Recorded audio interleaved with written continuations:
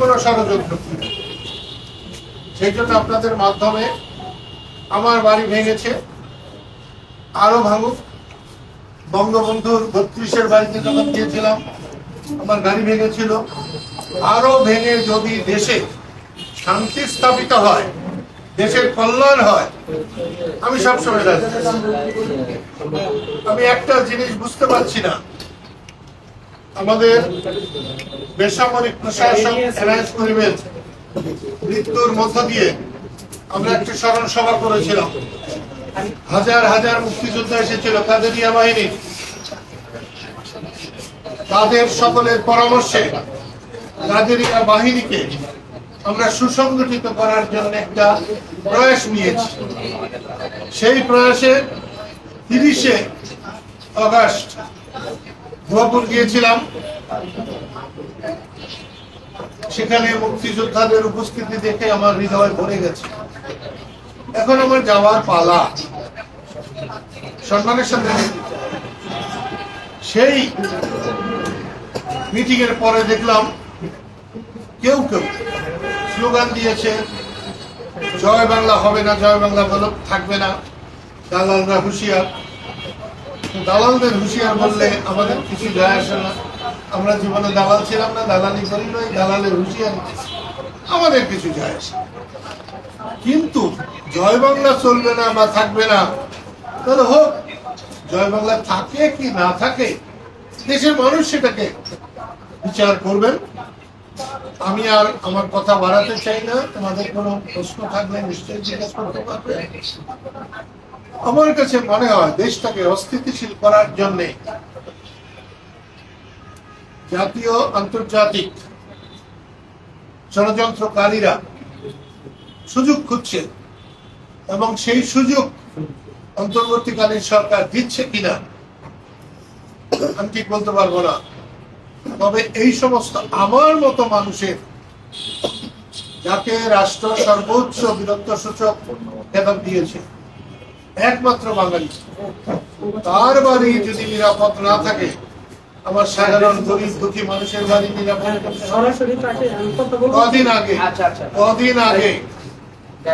একটা 71 মঞ্চ 71-এ টাঙ্গাইলের নেতা, আমাদের নেতা, আমার বড় ভাই আলোচক হিসাবে গিয়েছিলেন। তাদের সব আলোচককে গ্রেফতার করেছিল। যারা শ্রোতা গিয়েছিলেন তাদেরকে গ্রেফতার করেছিল, কিন্তু যারা মব সৃষ্টি করেছেন, যারা ওখানে বাধা দিয়েছে, তাদেরকে কিচ্ছু বলা হয় নাই। এটা একটা ন্যায় নীতির ব্যত্যয়, আইনের ব্যত্যয়। এখান থেকে আমি এই সরকারকে সরে আসতে বলবো, এবং আমার বাড়ির উপরে হামলার মধ্য দিয়েই এই হামলা, চোরা গুপ্তা হামলা, এটা বন্ধ করা হোক। এইটা সরকারের কাছে আমার নিবেদন, এবং দেশবাসীর কাছে আমার নিবেদন যে আপনারা জাগ্রত রুখে দাঁড়ান। এইরকম অন্যায়কে সহ্য করলে পরবর্তী বংশধরদের জীবন, সম্পদ, সম্মান সবই হুমকির মধ্যে পড়বে। আপনাদের সবাইকে আমার বড় পক্ষ থেকে, আমার দল কৃষক শ্রমিক জনতা লীগের পক্ষ থেকে, এবং যেহেতু মুক্তিযোদ্ধা ছিলাম, মুক্তিযুদ্ধ করে দেশকে স্বাধীন করে দিলাম, বঙ্গবন্ধু বলার সাথে সাথে 24শে জানুয়ারি 72 সমস্ত অস্ত্র তার হাতে তুলে দিয়েছিলাম। তাই মুক্তিযোদ্ধাদের পক্ষ থেকে আপনাদের সবাইকে ধন্যবাদ, অভিনন্দন। দাদা, আমার একটি প্রশ্ন রয়েছে,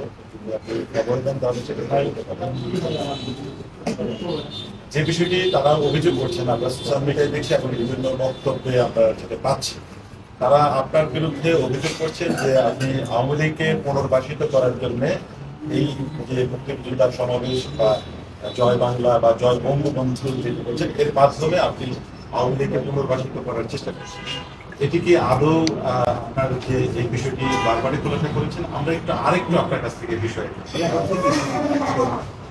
এটা সম্পূর্ণ মিথ্যে।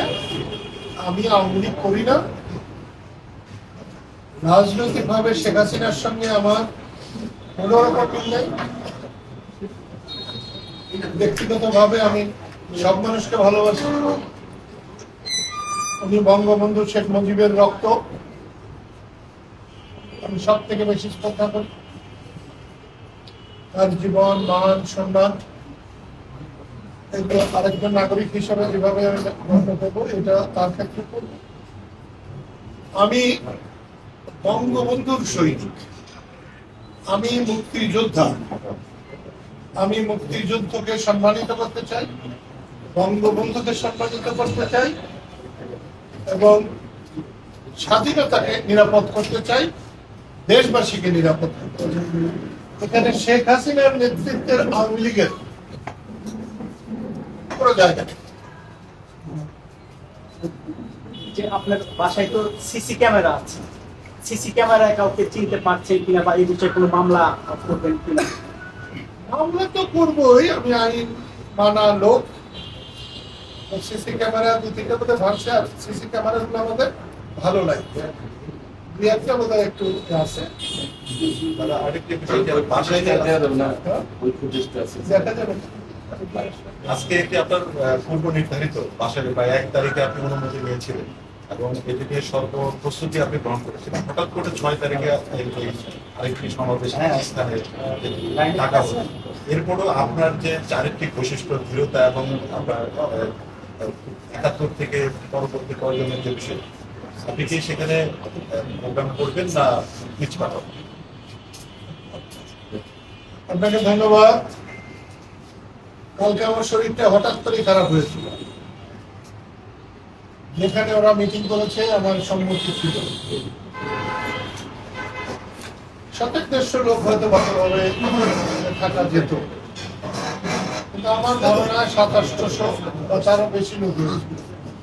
প্রচন্ড গরমে, তারপরে 2 বছর 3 বছর আগে ওইরকম গরমে মাঠে আমি খুব অস্বস্তি বোধ করেছিলাম। ঠান্ডা পানি দিয়ে, গামছা দিয়ে হাত পা মোছার পরে ঘন্টাখানি পরে আমি সুস্থ বোধ করেছি। কালকেও আমি কিন্তু ঘন্টাখানি পরে সুস্থ বোধ করেছি। শফিপুরের ডাক্তারদের আমি ধন্যবাদ দেবো। এত সুন্দর ডাক্তার আছে ওরা, আমি জানতাম না। 4-5 জন শুধু এসেছিল, ব্লাড দেখেছে, প্রেশার দেখেছে, আর যা যা দরকার দেখেছে, এমনকি ইসিজি করছে। কালকে জানি কোন মাতবর ইসিজির আবার একটা ছবি তুলে দিচ্ছে। আমি তো তাদেরকে আর কাছে যেতে দেবো না, মানে ইসে বাকি সব ঠিক আছে, ইসিজির ছবি দেওয়ার কোনো মানে নেই। এই যে বাসাইলে একজন তো মানুষ জন্মে একবার, মরে আর একবার, 2বার তো আর হবে না। আমি 75 সালে রাত্রি 2টার সময় হুজুর মাওলানা ভাসানীর বাড়িতে এসেছিলাম তার দোয়া চাইতে। তিনি তখন ছটফট করছিলেন, বলছিলেন আমার এত বয়সে খাওয়ার আমি তো বলতে পারি না। সে কথা আজকে আমার বলতে কোনো দ্বিধা নাই। আমি ইনশাল্লাহ যাব। মুক্তিযোদ্ধাদের সমাবেশ ডাকা হয়েছে, সেখানে কেন যাবো না? 10টা মানুষ থাকলে হবে, যাবো এবং যা হয় হবে। আমি শৃঙ্খলতায় বিশ্বাস করি না। আমি মনে করি গায়ের জোরে চাইতে মানুষের অনেক বড় জিনিস। আমি মনোবলে বিশ্বাসী মানুষ। আমি আমার যতক্ষণ পর্যন্ত আমার ধ্যান থাকবে, জ্ঞান থাকবে, ততক্ষণ পর্যন্ত আমি আমার মনের তাগিদকে অনুভব করি। বাংলাদেশের মানুষের যতক্ষণ আমি সেবা করতে পারবো, আমি চাই যেন ততক্ষণ আমি বেঁচে থাকি। আমি অচল হয়ে যেন এক মুহূর্ত বেঁচে না থাকি। আপনারা দু একজনই মুক্তিযোদ্ধাদের নিয়ে কথা বলতেছেন, এই কারণে আপনার বাসায় হামলা কিনা কি মনে করছেন? আপনাকে ভয় দেখানো বা থামিয়ে দেওয়ার জন্য এই হামলাটা? মানে আপনারা দেশে মুক্তিযুদ্ধ নিয়ে 1-2 জন ব্যক্তি কথা বলছেন, মানে আপনাদের থামিয়ে দেওয়ার জন্য এই হামলা ভয় দেখানোর জন্য। বা ভয় দেখানো। আপনি কি 1-2 জন দেখছেন? এনায়েত করিমের সভা হয়েছিল, তাহলে 3000। না, মানে মুক্তিযোদ্ধাদের নিয়ে কথা বলছেন। মুক্তিযোদ্ধাদের নিয়ে কথা বলবো, যতদিন বাংলাদেশ থাকবে ততদিন মুক্তিযুদ্ধের চেতনা থাকবে, মুক্তিযুদ্ধ থাকবে এবং মুক্তিযোদ্ধাদের সম্মান থাকবে। যারা এটা করছে তাদেরকে জিজ্ঞেস করা দরকার তারা কেন করছে। আমি কি করে বলবো যে কেন তারা করছে? তাদের সঙ্গে তো আমার যোগাযোগ হয় না। বাসায় 144 ধারার সাথে মানে পাল্টা কর্মসূচি ঘোষণার সাথে কি বাসার ভাঙচুরের কোনো যোগসূত্র আছে? হতে পারে, হতে পারে। আমরা একটু বলছি সেটা হলো যে আপনি এই হামলার জন্য কোনো সংগঠন, কোনো রাজনৈতিক দল কিংবা কোনো ব্যক্তি ওয়াইজকে দোষী করতেছেন কিনা, নাকি ওভারঅল এটা সন্ত্রাসী?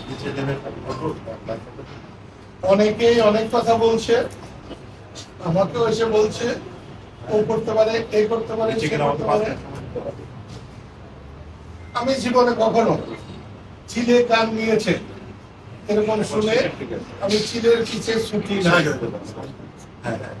আমি আবারও বলছি আপনাদের সবাইকে সামনে রেখে, আমার বাড়ি সম্পূর্ণ ধ্বংস করে দিলে যদি বাংলাদেশের কল্যাণ হয়, মানুষের একটু স্বস্তি হয়, সম্পূর্ণ বাড়ি কিন্তু কিছুই হয় না, গাড়ি ভাঙছে,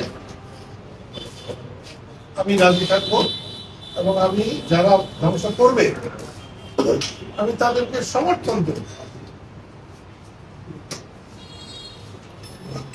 আরো কিছু? তাহলে বন্ধুগণ আমি আবার বলছি, লড়াই ছাড়া কোনো মুক্তি নাই এবং সাধারণ মানুষের পক্ষে দাঁড়াতে গেলে অনেক কষ্ট সহ্য করতে হয়, লাঞ্ছনা সইতে হয়। দেশটার একেবারে খারাপ অবস্থা। আপনারা এত আগ্রহ করে এসেছেন, এইরকম একটা সাধারণ মানুষ নির্যাতিত হলে, সাধারণ মানুষ কষ্ট করলে আপনারা যদি ছুটে যান তাহলে টাঙ্গাইলের মানুষ হিসাবে আমার গর্ব হবে। টাঙ্গাইল একটা ঐতিহাসিক জায়গা। টাঙ্গাইলের সেই মোগল আমল থেকে টাঙ্গাইলের ভূমিকা উল্লেখযোগ্য। টাঙ্গাইল কখনো মর্যাদা পায় নাই। আমি আশা করব আপনারা টাঙ্গাইলের মর্যাদা রাখবার চেষ্টা করবেন। হুজুর মৌলানা ভাসানীকে তুলে ধরার চেষ্টা করবেন, শামসুল হককে তুলে ধরবার চেষ্টা করবেন, মান্নান ভাইকে তুলে ধরার চেষ্টা করবেন। আমাকে বাদ দিয়ে হলেও শাহজাহান সিরাজ, লতিফ সিদ্দিকী এরা চলে যাওয়ার পরে টাঙ্গাইল নিয়ে কিন্তু কথা বলার লোকের অভাব হবে।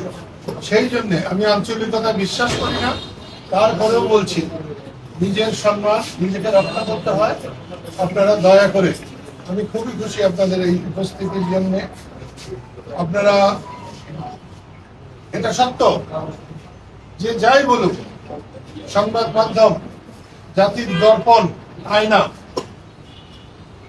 আপনারা এইভাবে কষ্ট করে ঝুঁকি নিয়ে আপনারা সংবাদ পরিবেশন না করলে, সংগ্রহ না করলে দেশে আরো অরাজকতা হতো, দেশে মানুষ বাস করতে পারত না।